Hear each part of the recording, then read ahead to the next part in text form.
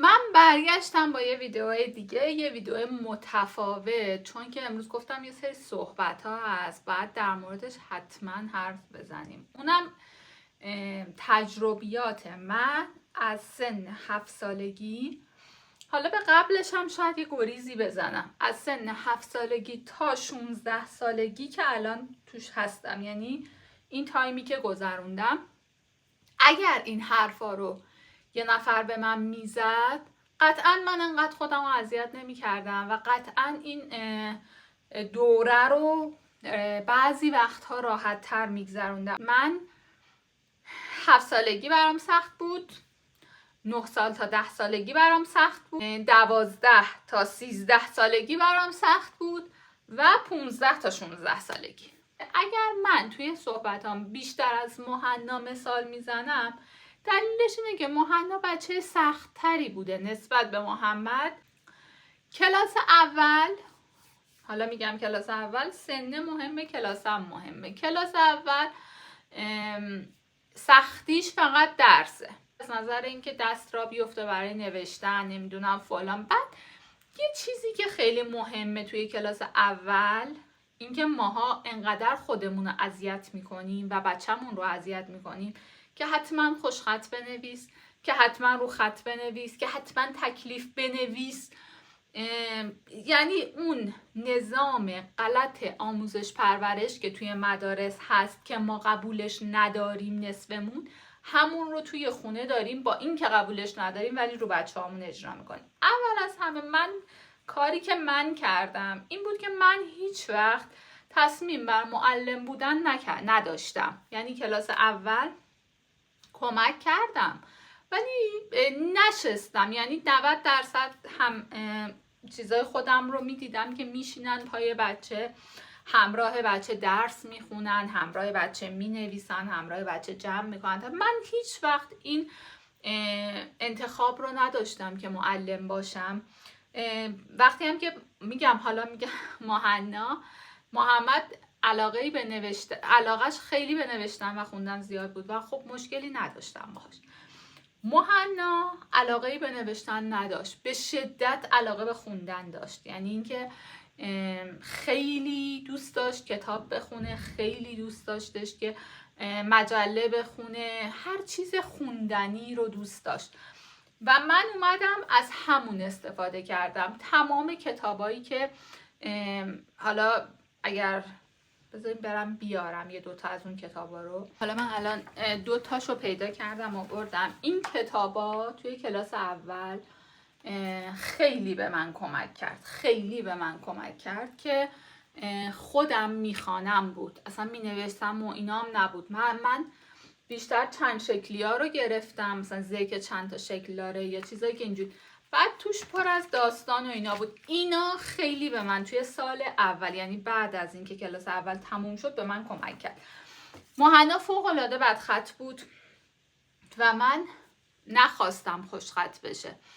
باورم به این بود که همه نباید خوشخط بشن و باورم به این بود که قطعاً به مرور زمان که بتونه بنویسه. چرا؟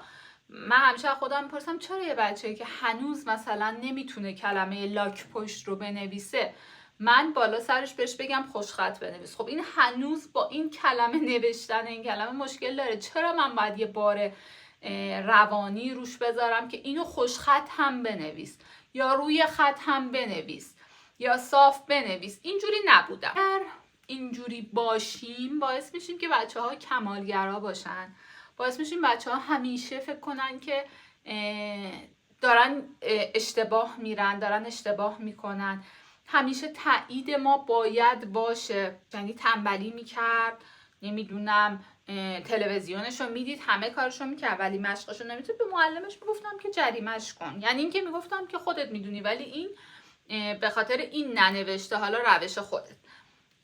ولی اگر با دلیل نمینوشت، مثلا یه بچه بود توی یه روز حالش خوب نبود، توی یه روز مثلا سرش درد میکرد، خسته بود، خیلی اون روز تو مدرسه مثلا نوشته بود و اینا، میگفتم به معلمش که خب به این دلیل ننوشته و خواهش میکنم جریمه‌اش نکن، بهش بگو که همون چیزی که ننوشته رو دوباره بنویسه.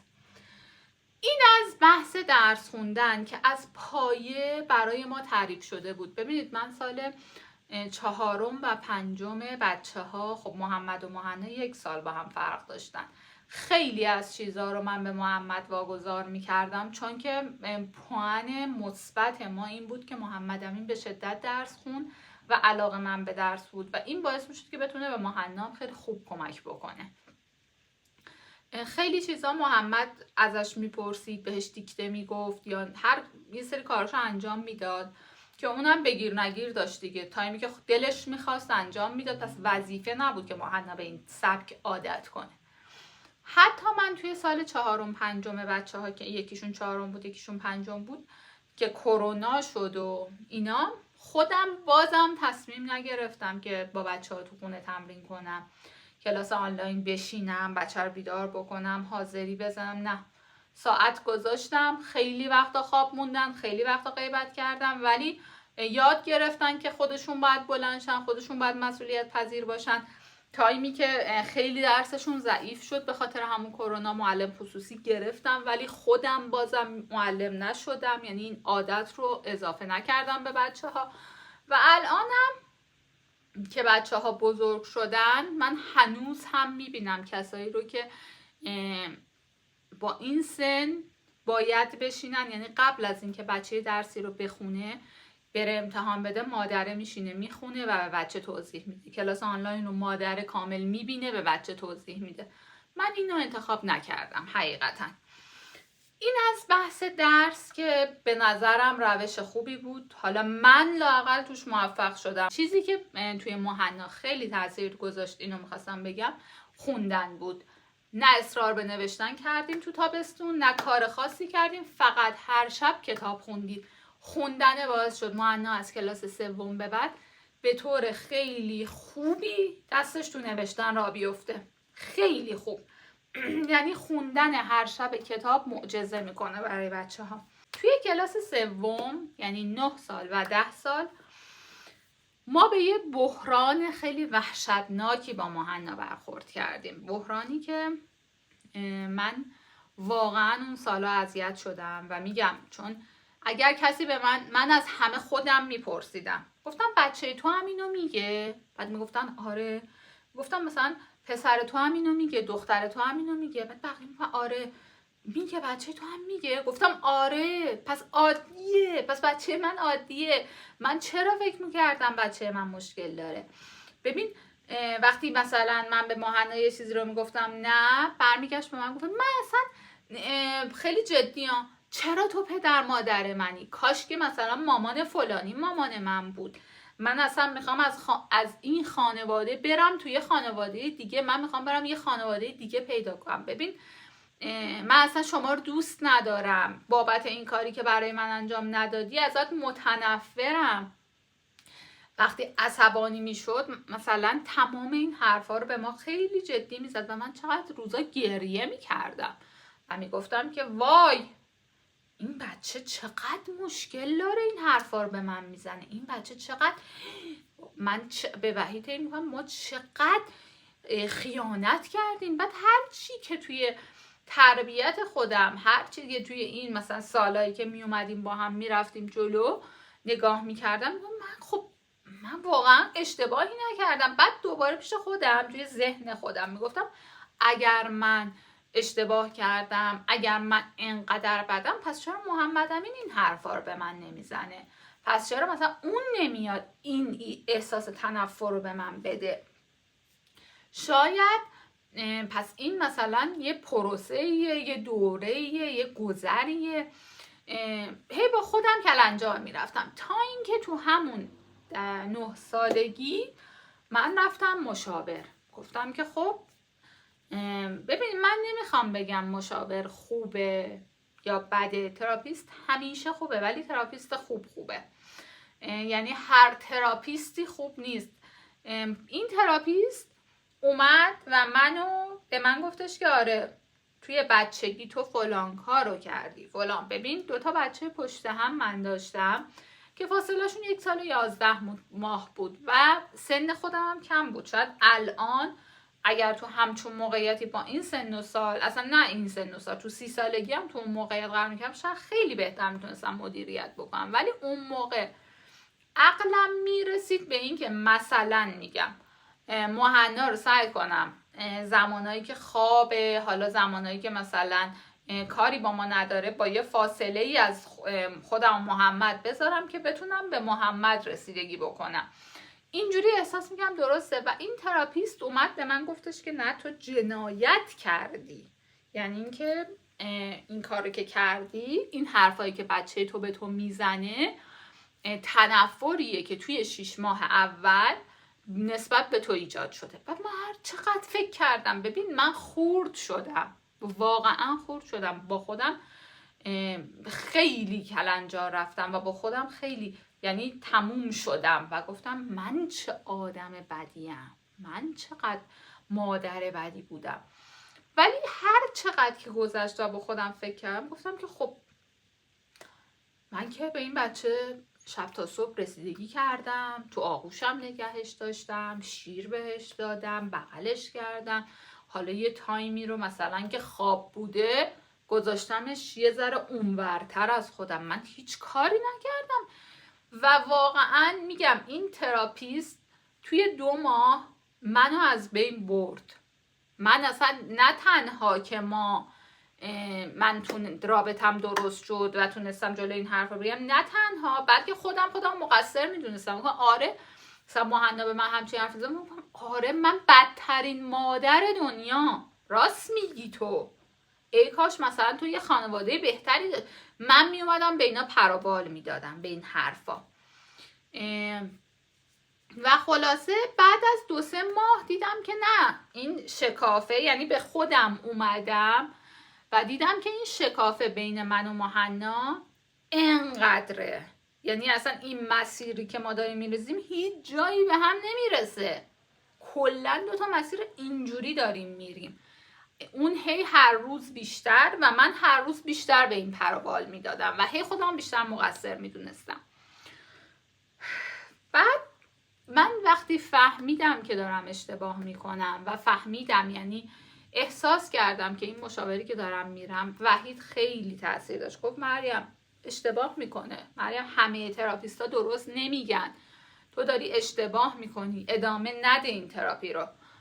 و من تراپی رو قطع کردم و تصمیمم بر این شد که و اون موقع کتاب والدین سمی رو حالا تو همین اینستاگرام یه نفر معرفی کرد و من گرفتم خوندم و دیدم که من خیلی هم بد نیستم. یعنی خیلی پدر مادرها و والدین سمی‌تر از من وجود دارن که من اگر هم حالا چیزی هست، اگر هم اتفاقی هست، اون چیزی که بچگی من با من بوده توی من وجود داشته و من تلاش بر بهتر شدن دارم من میکنم. و این تلاشه بعد از اینکه این کتابو خوندم رفتم دنبال راهکار، کتابای بیشتری خوندم رفتم دنبال راهکار و این مسیری که داشت کلا از هم جدا میشد رو سعی کردم به هم برسونم. هر جایی که اون گفت من تو رو دوست ندارم، من گفتم ولی من عاشق تو هم. هر جایی که اون گفتش که من ازت بدم میاد، من یه خانواده دیگه ای میخوام، من بیشتر بهش گفتم که ولی من خانواده تو هم. باید اگر ایرادی دارم به هم خوردشو بگی. بعد به این فکر کردم که خب این بچه فقط 9 سالشه، فقط 10 سالشه، خیلی درکی نداره، میره مقایسه میکنه. بعد که یه ذره رابطه بیشتر شکل گرفت و صمیمی‌تر شدیم، صحبت‌ها شد و دیدم که آره دلیل این که اینو میگه اینه که خب باشه اون براش مثلا فلان چیزو خریده من نخریدم، بابت این اون مثلا فلان جا رو رفته ما نرفتیم، پس تو بابت این به من میگی من خوب نیستم. و کم کم فهمیدم که یعنی این رابطه صحبت شکل گرفت، استخر رفتیم با هم، کافه حالا اون موقع ها زیاد مد نبود، جمعه ها یه برنامه خیلی روتین و مرتب گذاشتیم که هر جمعه باید خانوادگی باشه. اگر مهنا دلش بخواد، حتی چون زوم ما اون موقع توی ارتباط مهنا بود دیگه، محمد اوکی بود، هر جمعه هر جایی که مهنا دلش بخواد بریم، حتی اگه مهنا دلش نخواد که یه جمعه های محمد باشه، ما 3 نفری میرفتیم، من و مهنا 2 نفری میرفتیم و این رابطه بعد از تقریبا 2 سال شکل گرفت تا همه چیز روون شد، همه چی اوکی شد تا سن 12 سالگی. و سن 12 سالگی که هم کلاس 7 هم برای محمد یه منجلابی شد، هم برای مهنا یه منجلابی شد. اشتباه ترین کارها و اشتباه ترین اتفاقات توی کلاس 7 افتاد. از فیلم های ناجور بگیر، از مشروب و نه که خوردنشان، این که مثلا کری خوندنش، مشروب و دود و نمیدونم. ببین اول از همه از نظر رفتاری و اخلاقی بچه ها توی سن 12 سالگی، یعنی 11 و 12 وارد بلوغ میشن. حالا از نظر پریود که قبلش یا اتفاق افتاده، یعنی 11 12 13 سن پریوده و سن بلوغه. سن بلوغ که کلن همه چی میترکه تو بچه ها. حالا شما فکر کن این سن بلوغ همراه میشه با تغییر مدرسه، یعنی از ابتدایی وارد راهنمایی میشی. بچه ها در عرض 1 سال، یعنی بچه هایی که 6م ابتدایی بودن وقتی اومدن وارد راهنمایی شدن، انگار 10 سال تغییر کردن. یه سریاشون انگار 10 سال بزرگتر شدن. همونایی که تو 6م هیچ چیزی ازشون در نمی اومد، الان توی تابستون با 10 تا پسر رابطه داشتن. نه حالا رابطه جنسیان، رابطه مثلا صحبتی داشتن و دوست بودن. نمیدونم یهو کافه ترکید، یهو تتو، پرسینگ، کراپ بالا نافی، یقه باز، خط سینه دیگه داره در میاد. توی پسرها حالا مسائل پسرانه داره اتفاق میفته و یهویی همه چیز ذهن. حالا یه بچه‌ای مثل بچه من که 4 چوب داره زندگیش و قانون داشت، دوباره شروع کرد به قانون شکنی و تابو شکنی و این شد دوباره سخت. خب یهویی هر روز که می اومد خونه گروه های دوستی اشتباه انتخاب می شد. یعنی اینکه بچه میرفت سمت همون دوستی که کلاس 6م داشت، اونو پیدا می کرد. بعد وقتی یه مدت باش دوست میمون میفهمید که مثلا این اونی نیست که اون موقع بوده، خیلی تغییر کرده.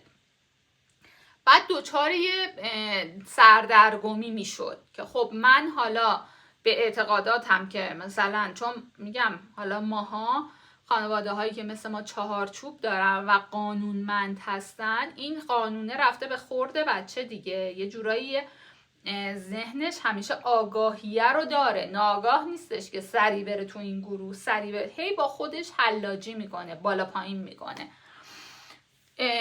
حالا رفته توی گروه دوستی غلط، میره توی گروه دوستی غلط، نمیتونه با اونا مثلا رابطه برقرار بکنه. اون میشه خودش دلیل پرخاش، دلیل اعصاب خورد کن. من اصلا اینجا چیکار میکنم؟ خب من از این گروه بیام بیرون با کی دوست بشم؟ حالا دوست خوب از کجا پیدا بکنم؟ دوستی که مثلا با معیارایی که مامان من بهم گفته باشه. این یه بخش از پرخاشگریه. دوباره خب یه عده سیگار میکشن، یه عده رابطه با پسر دارن. یعنی هر کسی توی یه چیزی انگار که میخواد بیاد بگه که آره من هستم. خب من نیستم چی؟ مثلا بچه من تو خودش اینو میگفت و هر روز که میومد خب مامان، بله مامان من میخوام پرسینگ لب بزنم. مامان ما پرسینگ لب نمیزنیم. خب نه، یه دعوا و جیغ و داد و چرا اصلا تو من محدود. مامان ما پرسینگ لب خوب نیست تو خانواده ما، زیاد چیز نیستش. حالا تو بیا برو مثلا یه کار دیگه ای که دوست داری. خب باشه، یه ذره پس من میرم گوشمو 3 تا سوراخ میکنم. برو مامان بکن. اون نمیشه، جایگزینش این میشه دیگه، 3 تا سوراخ کنه دیگه. گوش سوراخ کردن انقدی مثلا تو خانواده ما، حالا میگم شاید تو خانواده یه نفر پرسینگ لب خیلی هم عادی باشه ها، تو خانواده ما عادی نیست، ولی گوش سوراخ کردن عادی بود. دوباره یه روز دیگه میومد مامان، بله مامان من میخوام تتو بزنم. مامان تتو؟ آره میخوام تتو بزنم. آخه اصلا سن تو سن تتو نیست. نه من دوستام همه تتو زدن، همه فلان کردن. نه سن تو سن تتو نیستش، تو 17 سالت بشه 18 سالت بشه اون موقع سن قانونی رسیدی تتو بزن. مامان میخوام موهامو قرمز کنم. مامان میخوام ابروهامو بردارم. مامان میخوام نمیدونم چی. هر دفعه یعنی هفته 2 بار یه مراسمی خلاصه داشتیم. مامان من میخوام از جدای از این رفتارها که حالا برای شما شب پیش بیاد، این بیرون رفتنا بود که یهویی همه اصلا رها. مامان بله من میخوام با دوستان برم پارک. من میخوام با دوستان برم سینما. ما اصلا همچین چیزی نداریم ماهنا یا محمد که تو بلند شی تنهایی توی این سن، توی این زمونه. من همش تنها کاری که جایگزینش چیه؟ نه من اجازه نمیدم. جایگزینش چیه؟ دوستاتو بگو بیان خونه. ما دوستا رو دعوت میکردیم. من تنها خانواده‌ای بودم، خیلی جالب بود که برام این جالب بود. درسته من خیلی قابل اعتماد بودم، ولی بقیه ما از کجا میدونستم من قابل اعتمادم؟ از کجا میفهمیدن منی که 2 ماه از مدرسه گذشته میگم دخترت بیاد خونه ما، 4-5 تا دختر بلند میشن یه صبح تا شب میان خونه ما؟ من همیشه با خودم فکر میکردم. من هیچ وقت اجازه ندادم مهنا جایی بره. تا حرف میزد گفتم بیایید خونه خودمون. وقتی دوستاش اومدن بعد 4-5 یعنی بعد از 2-3 سری که اومدن، من بهشون گفتم مهنا من اینو دوست ندارم. چرا دوست نداری؟ گفتم نمیدونم، باهاشون نمیتونم کانکت بشم. احساس میکنم هم نمیگم از نظر چیزی، هم لول ما نیستن، هم قانون ما نیستن، هم کیش ما نیستن.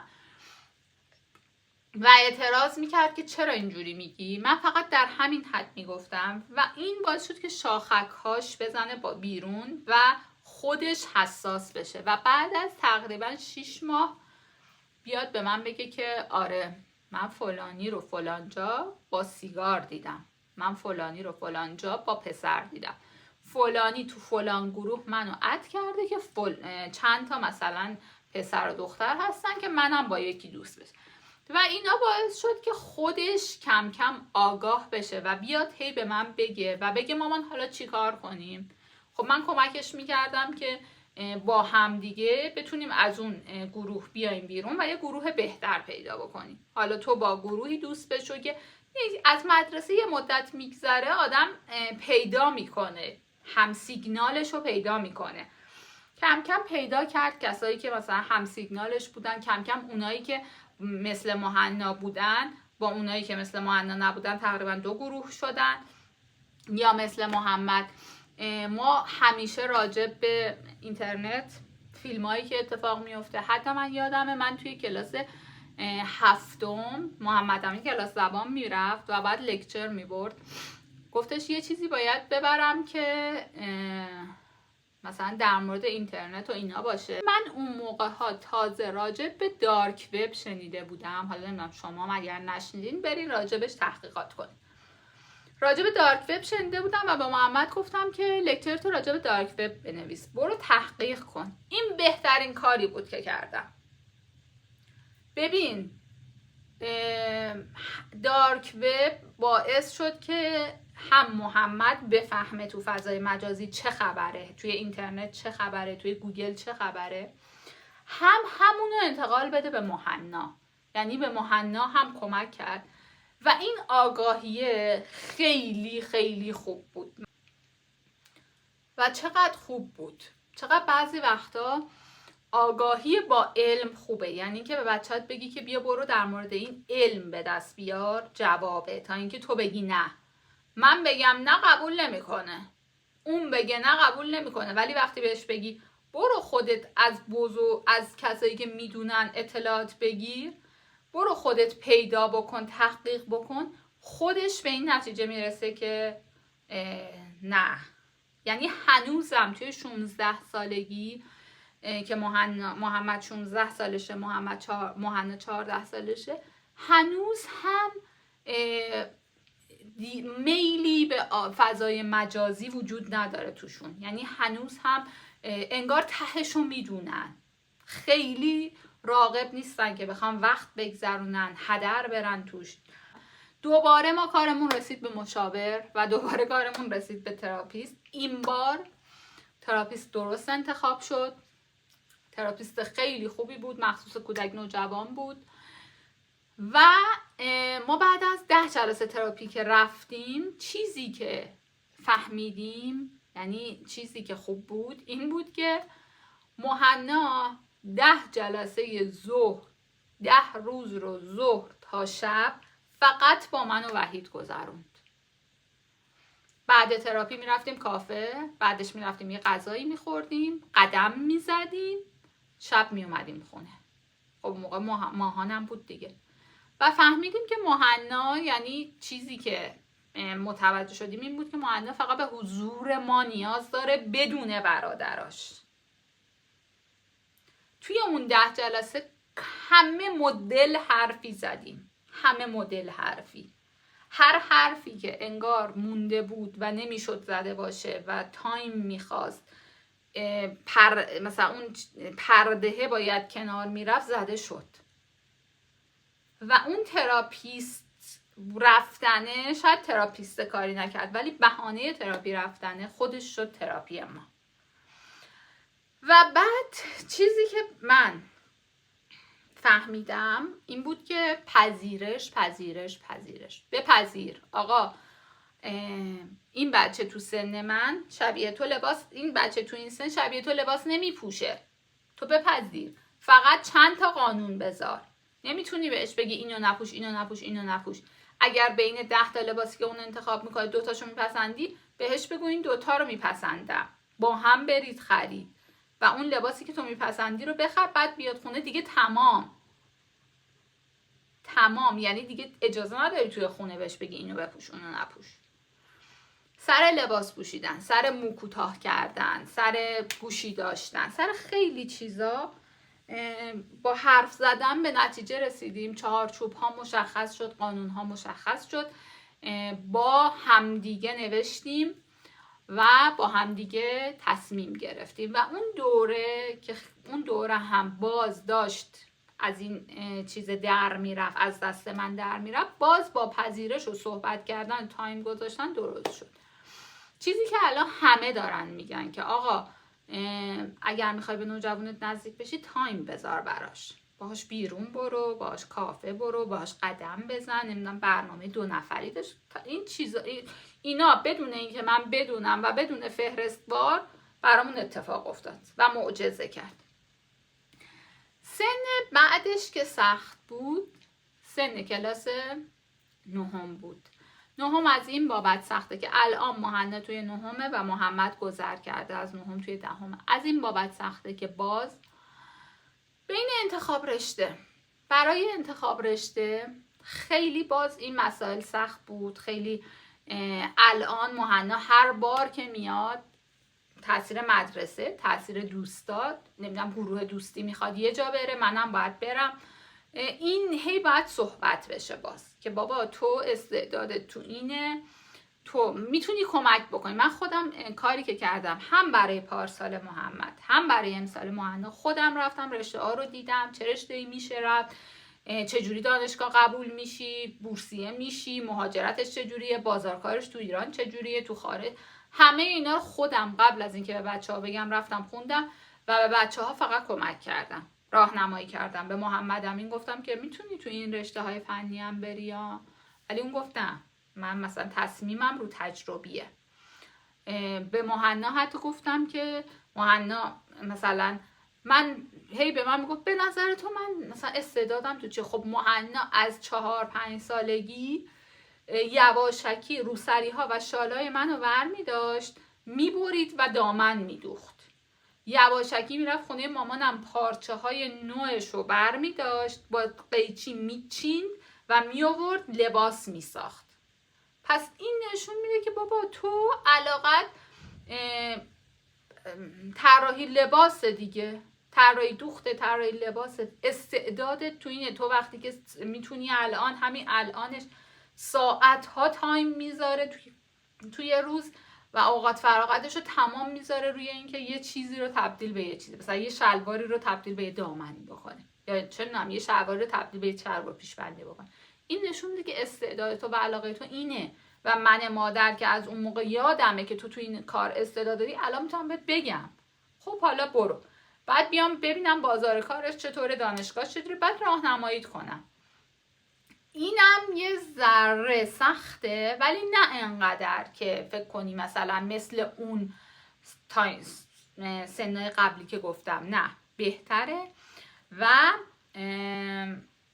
همین، حالا میگم قطعا سالهای سخت تری هم در انتظار ماست. قطعا ما سال سربازی داریم، ما سال دانشگاه داریم، ما سال ازدواج داریم، عاشق شدن داریم، مستقل شدن داریم، حالا مهاجرت کردن داریم. تمام اینها حتما توی آینده سالهای سختی برای ما خواهد بود. ولی چیزی که من میدونم اینه که اول از همه اگر میخوای بچت بمونه کنارت، نه از نظر بدنی ها، شاید مثلا چند سال دیگه بخواد بره، از نظر مغزی، از نظر فکری بمونه کنارت، تو رو محرم خودش بدونه، تو براش خانواده امنی باشی، نخواد ازت فرار بکنه، تمام مشکلاتش، تمام چیزایی که داره، اولین کسی که میگه تو باشی، اینه که بچت رو بپذیری.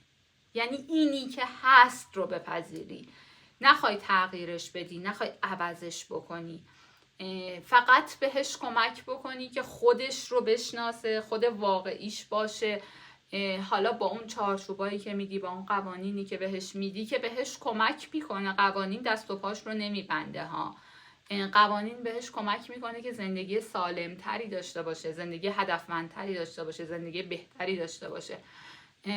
و من تمام تلاشم، حالا من که پشت کنار من قطعا وحید وجود داشته و ما تمام تلاشمون بر این بود که تا اینجای کار اینجوری اومدیم جلو و موفق بودیم. یعنی منی که اینجا نشستم الان میتونم به خودم افتخار کنم و بگم که آره ما موفق بودیم و حالا تا اینجا موفق بودیم. شاید بعد از این اتفاقی هیچ کس به آینده اعتماد نداره، ولی خدا رو شکر که تا اینجا تونستیم بچه هامون رو نگه داریم، حفظشون بکنیم به سلامت روان.